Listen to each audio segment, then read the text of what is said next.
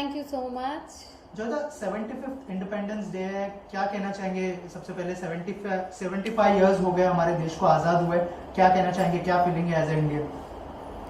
As a Indian ये लगता है मतलब जैसे टाइम फ्लाइज। मतलब एक टाइम पे हम लोग स्कूल में थे, आई रिमेम्बर 60 इंडिपेंडेंस डे आया, फिर 61, 62, 63। तो मुझे ऐसा लग रहा है जैसे जैसे मैं बड़ी हो रही हूँ, मेरा भाई बड़ा हो रहा है, मेरे फ्रेंड्स के एज धीरे धीरे बढ़ रहा है, वैसा हमारा कंट्री का जो इंडिपेंडेंस है उसका टाइम भी बढ़ रहा है। और things are changing changing for good. और हम लोग बहुत इम्प्रूव कर रहे हैं ऐसा देखा जाए तो। पहले जैसे इंडियंस को मतलब आफ्टर ब्रिटिश इंडियंस को क्या माना जाता था, we are not that improved country and everything. अभी चीजें चेंज हो रहा है, Indians are doing really really good. अगर हम लोग ऐसा बोले भी कि नहीं चीजें बहुत ज्यादा अच्छा नहीं हो रहा है, हमको अदर कंट्रीज की तरफ देखना चाहिए। श्रीलंका, पाकिस्तान, धीरे धीरे खत्म हो रहा है वो सब कंट्रीज। हम लोग इंडिपेंडेंस के बाद हम लोगों ने अपने आप को धीरे धीरे धीरे स्लोली बट स्टेडी हम लोगों ने अपने आप को ग्रो किया है and we are a strong country now. आप देख सकते हो कि यूएस एंड रशिया सारे कंट्रीज हमें आज एक स्ट्रॉन्ग कंट्री की तरफ से मानते हैं, हमारा ओपिनियन लेते हैं। And Modi ji is also very powerful, not among India, I am talking about internationally. सब उनको जितना रेस्पेक्ट देते हैं, उनको मानते हैं, उनका राय लिया जाता है। So it's not easy and obviously हमको और भी इम्प्रूव करना है आगे technologically and in every way. Indians are internationally everywhere they are doing good and as a Indian I am very proud. और मैंने कभी कभी देखा है कुछ लोग बोलते हैं अरे इंडिया मैं तो दुबई शिफ्ट हो जाऊंगा, मैं तो यूएस शिफ्ट हो जाऊंगा। बट नो, आप जब तक 15 दिन के लिए कहीं पे घूमने जाते हैं ना, या 10 दिन के लिए कहीं पे घूमने जाते हैं, ऑफकोर्स आपको अच्छा लगेगा क्योंकि आप नए नए चीजें देख रहे हो। बट रहने के लिए I think India is the best country. Right. इसके अलावा जो हीरोज ने हमारे कंट्री के लिए बलिदान दिया है, वो फिर इंडिपेंडेंस के पहले हो भगत सिंह, राजगुरु, और इंडिपेंडेंस के बाद खुदीराम बासु, हाँ, नेताजी तो सुभाष चंद्र बोस के बारे में भी एग्जैक्ट सुभाष पता चंद्र नहीं बोस। चला उनके साथ क्या हुआ है। बट आई थिंक अगर इंडिया इंडिपेंडेंट हुआ है तो अगर मेरा एज अ पर्सनल व्यू पूछा जाए तो मुझे लगता है सबसे स्ट्रॉन्ग रोल जो है वो नेताजी सुभाष चंद्र बोस का है। Right right. तो ये इन जो हीरोज है उनका बहुत ही बड़ा रोल है हमारे देश को इंडिपेंडेंस करने में। तो आज के दिन पे क्या क्या कहना चाहेंगे उनके बारे में आप? उनके बारे में जितना भी कहा जाए एक्चुअली वो कम होगा।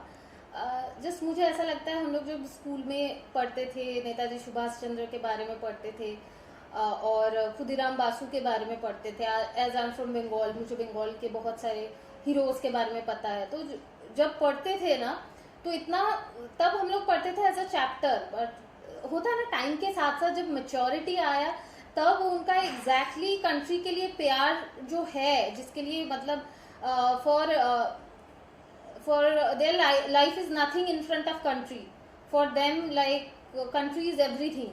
वो जो चीज है जितने बड़े होते हैं हम लोग आई थिंक वी रियलाइज, और उनके बारे में जितना भी बोला जाए कम है।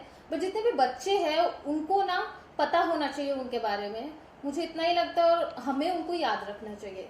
That's it. और 75th इंडिपेंडेंस डे के मौके पर जो स्पोर्ट्स पर्सन्स ने जो गिफ्ट दिया है हमारे देश को, जो इतने सारे मेडल्स और इतने सारे जो गोल्ड सिल्वर मेडल इतने सारे जो लाके दिए, क्या कहना चाहेंगे उस बारे में?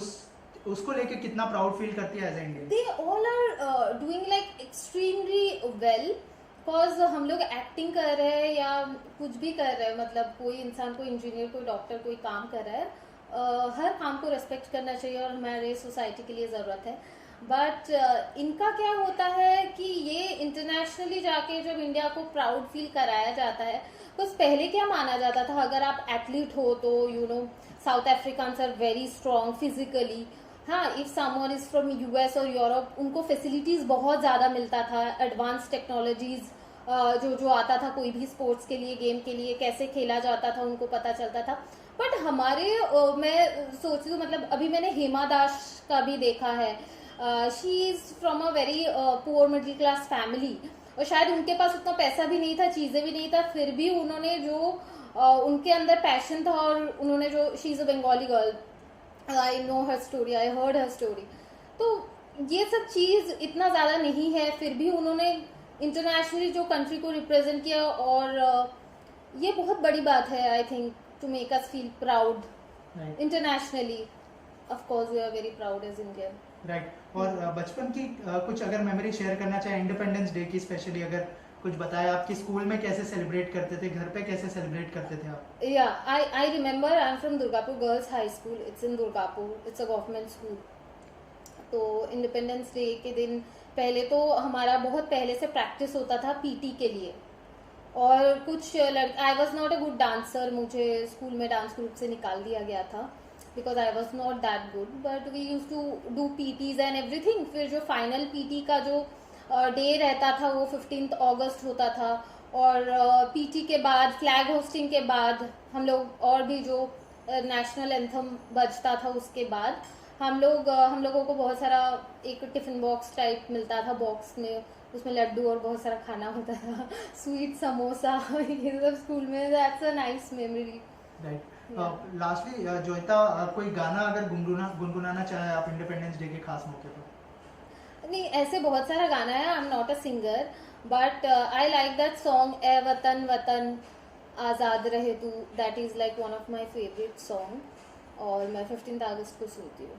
राइट। लास्टली प्रोफेशनल फ्रंट में अगर कुछ बताना चाहे, any of your upcoming project you would like to share with us? I just yesterday only मैंने वूट के लिए एक लुक टेस्ट किया है, तो वूट और कलर्स में आएगा वो शो, तो hope for the best. Thank you so much and all the best. Thank you.